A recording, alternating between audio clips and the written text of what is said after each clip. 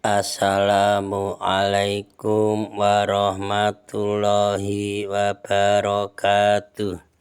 Selamat berbahagia jamaah ngaji tafsir Al-Quran dengan referensi kitab tafsir Al-Ibris Mu'alif Mbah Kiai Haji Bisri Mustafa Rembang dengan sanad Mbah Kiai Haji Syamsul Mu'in Khalid, pendiri dan pengasuh Pondok Pesantren Darul Amin, Cacak Banyuwangi, Jawa Timur.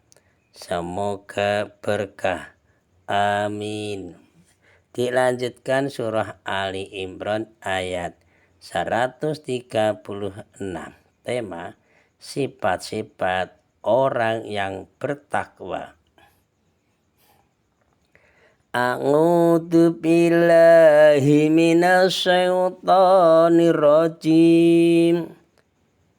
Bismillahirrahmanirrahim. Ulaika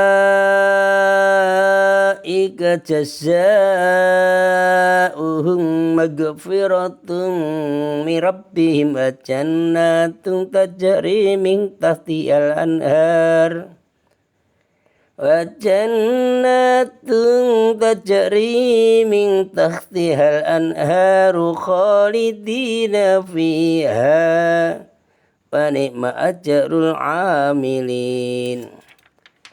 Artinya, balasan bagi mereka yang mempunyai 5 sifat orang takwa ialah ampunan dari Tuhan mereka, Allah Subhanahu wa taala, dan surga-surga yang mengalir di bawahnya sungai-sungai.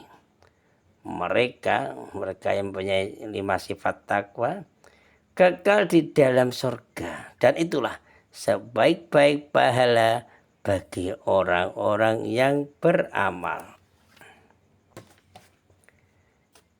Ulaika utawi mengkono alladzina iku jazaa'uhum utawi walase alladzina iku maghfiratun pangapuran min rabbim saking pangerane alladzina wa jannatun lan pira-pira swarga tak jari kang milik min tahtiha saking ngisore jannah apa anharu pira-pira bengawan khalidina khali langgeng kabeh fiha ing dalem jannah wa nikmah lan luweh baguse ganjaran iku ajarul amilina ganjarane wong kang padha nglakoni kabeh.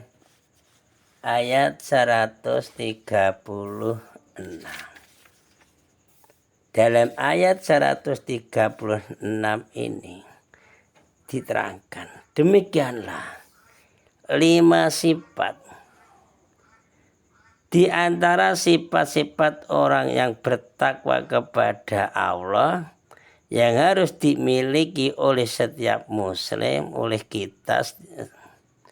Setiap muslim atau juga kita hendaknya berusaha agar terwujud di dalam dirinya, di dalam hati sanubari yang sangat dalam itu loh.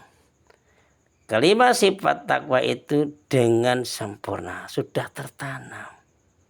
Karena apa? Ya karena dengan memiliki sifat-sifat 5 takwa, sifat 5 sifat takwa tadi, orang itu atau kita akan menjadi muslim yang dapat memberi manfaat kepada dirinya sendiri dan dapat pula memberi manfaat kepada orang lain, pada masyarakat, pada nusa dan bangsanya. Itulah para ulama mendirikan pondok pesantren.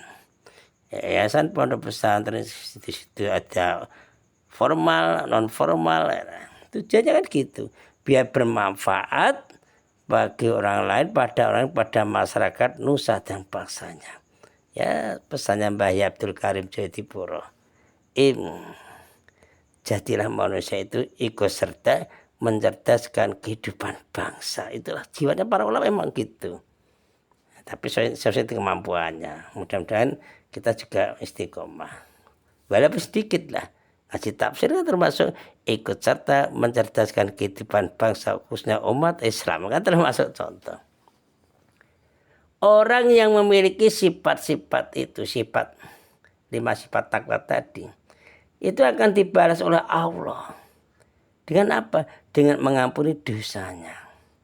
Dan Allah menempatkan orang itu di akhirat kelak di dalam surga. Mereka yang mengamalkan 5 sifat takwa tadi itu kekal di dalam surga, di dalam surga.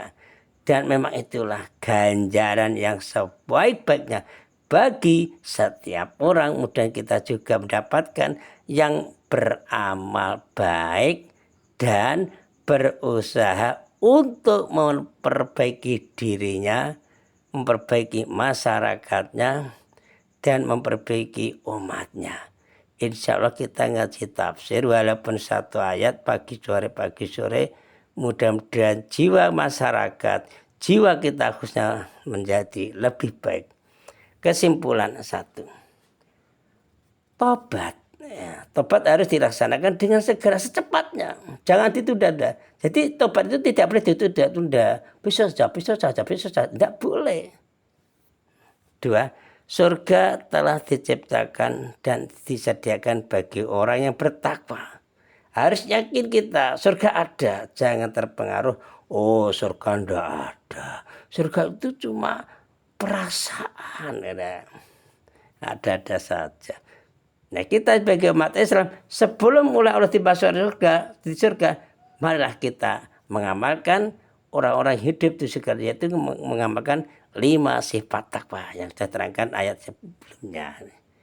Yaitu kalau di dunia saja tidak mengamalkan orang yang hidup di surga bisa, ya apalagi mau surga kan sulit. Latihan di dunia seolah-olah hidup kita di surga, saling menolong, saling menutupi, saling menghormati, saling menghargai, saling membela kebenaran, pokoknya 5 sifat itu.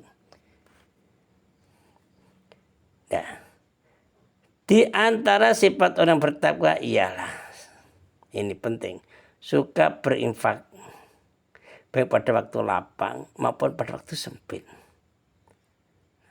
Kemudian dapat menahan marah dan menguasai diri pada waktu memuncaknya kemarahan. Kok bisa menahan diri? Jos itu.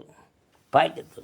Sehingga apa? Terhindar dari tindakan-tindakan yang tidak wajar atau melampaui batas. Biasanya kalau kita diejek itu marah.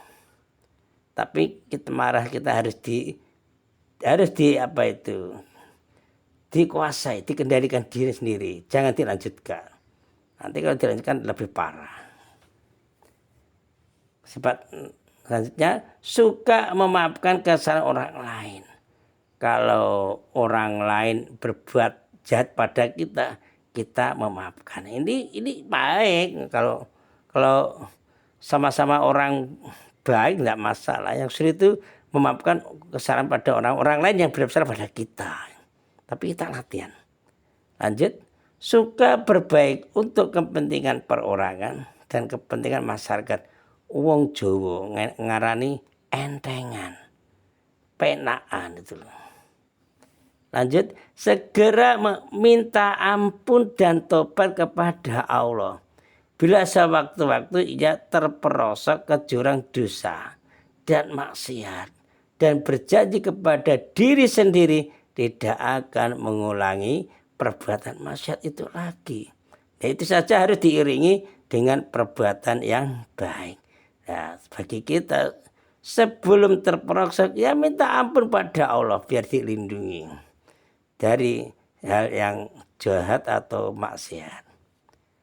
Kesimpulan nomor 4, tobat nasuha harus memenuhi 3 syarat, yaitu menyesal, meninggalkan, dan tekad tidak akan mengulangi lagi. Jika kesalahan itu kepada sesama manusia, ya harus minta maaf padanya dan mengembalikan barang-barang yang dia ambil kepada pemiliknya kalau mengambil barangnya. Nah, dan di masyarakat suka menjelek-jelekan orang lain, tetangga, saudara, orang tua, difitnah.